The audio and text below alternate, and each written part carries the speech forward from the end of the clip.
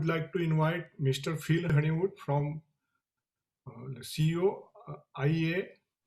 Phil, over to you now. Thank you very much, Rupesh. And look, just big thank you to Stuart for letting me push him back in his speaking slot.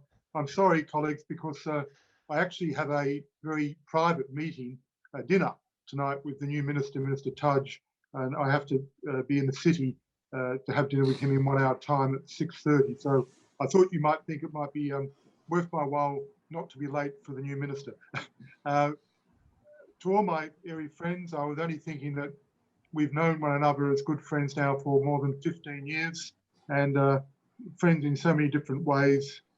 Many nights spent with my good friend Killendeep, I notice, who's now on your executive, with Nirmal, with Rupesh, so many of you, and Rahul. I still have to have dinner at your home sometime. But and Ravi's doing a great job, of course, as your president, with strong support from many others. Ladies and gentlemen, I guess I have the great advantage of being able to speak outside of the departmental constraints, and obviously I'm always happy to do that, and I might get in trouble afterwards, but I'm used to that. Crucially, colleagues, letters have gone that I've actually written on behalf of some of the other peak bodies to National Cabinet. So apart from our love of cricket, our love of multicultural diversity, of course, India and Australia share the joys and the tribulation of federal system of government. And I know Brett was very diplomatic, saying that, you know, it's not a case of one level of government not, how can I put it, doing the right thing by another level, but I call this pass the parcel, where when we go to the federal government and ask them to try and get, you know, a definite return date, we are told you have to go to the state premiers and chief ministers because they can control quarantine. When we go to the state premiers, they say you have to go back to the federal government because they control border control. And we go round and round in good old federal government system circles, which in India you're no stranger to. So next Friday, we have the National Cabinet meeting.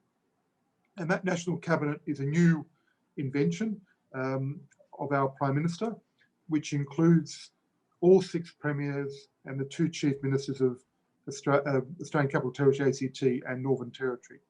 Now, they've been really running the show during COVID very strongly. Why is next Friday important? Because it's the first meeting for a long time where international education is on the agenda of National Cabinet. So to prepare them for a very strong lobbying push, what I've done is I've sent 2 letters to National Cabinet. One I've sent with English Australia, IEAA, and IEAA, the 2 other private provider national peak bodies, and IEAA, my peak body. The first letter is really calling on them for 2 things. One is an indicative date for return of students. And I've said, look, that date might be pushed back, maybe. But what our students are crying out for is just some date that they can look towards and that government then can work towards in a genuine spirit of collaboration. So we want positive messaging and we want an indicative return date. And that has gone separately to the Prime Minister and to each of the premiers. And we sent that last week in time for the next Friday week National Cabinet meeting.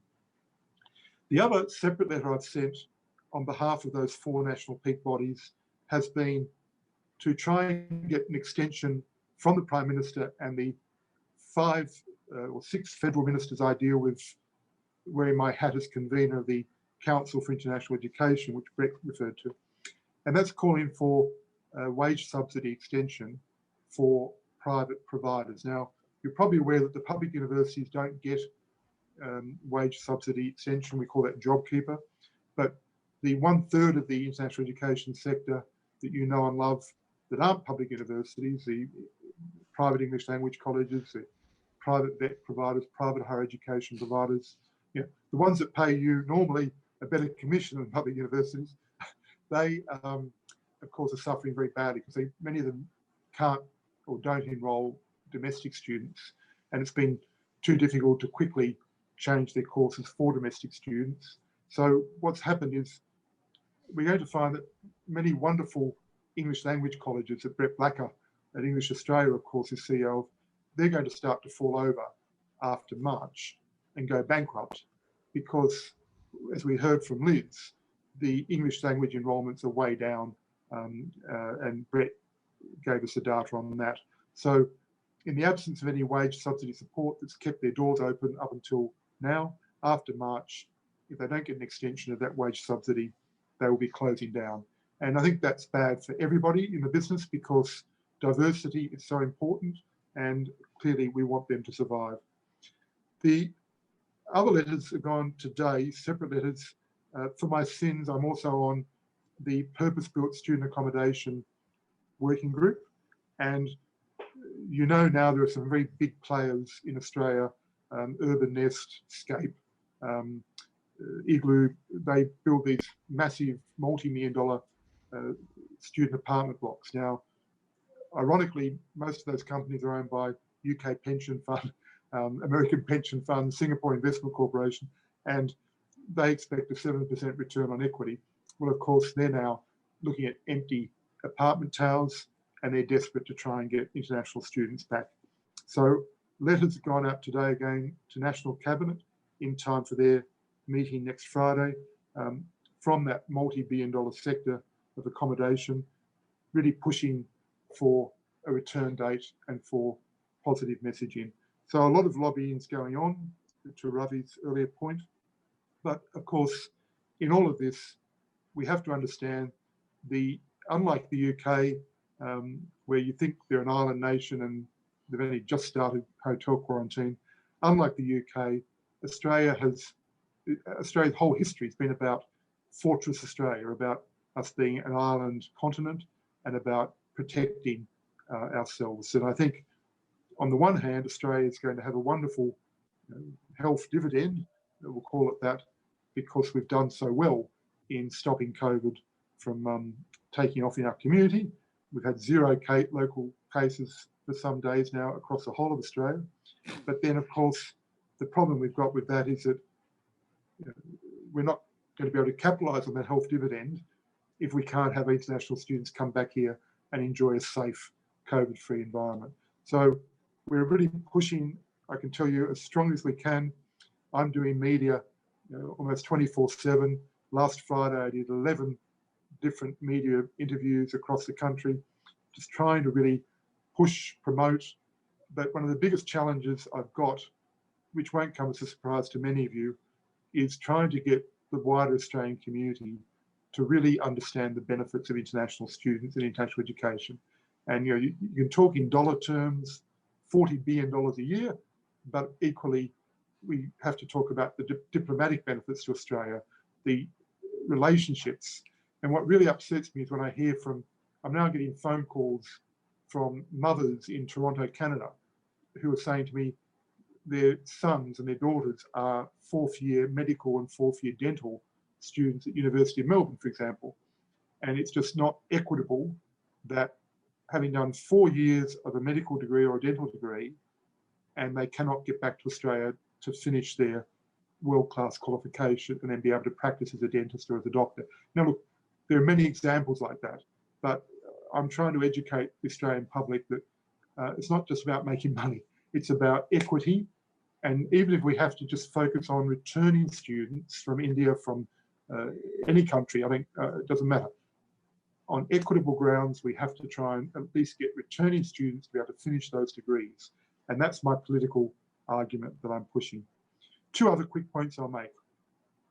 We now have a push-pull situation happening where we call them the group of 5. There's a group of 8, but within the group of 8, there's a group of 5. You know them, I don't have to name them. Some of them are now discounting their tuition fees to attract many students from countries like India that they haven't been able to recruit before because of the loss of China market. And so at the so-called top end, you've got a lot of movement from unfortunately, from some students who are jumping from their provider into another university because they want that piece of paper from a top university. And nobody can blame them, and nobody can blame those universities for trying to market themselves. At the other end, though, of course, as we heard from Brett, with the enrolments going into the vocational level increasing, so while university enrolments onshore and offshore are decreasing, of course, we're finding that vocational vet enrolments are increasing. You've got lots of students who are stuck up here. They can't go back to their home country, or they don't want to go back to their home country. And so, of course, what they're doing is they're jumping out of their university courses into very cheap, inexpensive hospitality diplomas and so on, just so they can be maintaining their student visa and so they can work jobs to survive in Australia.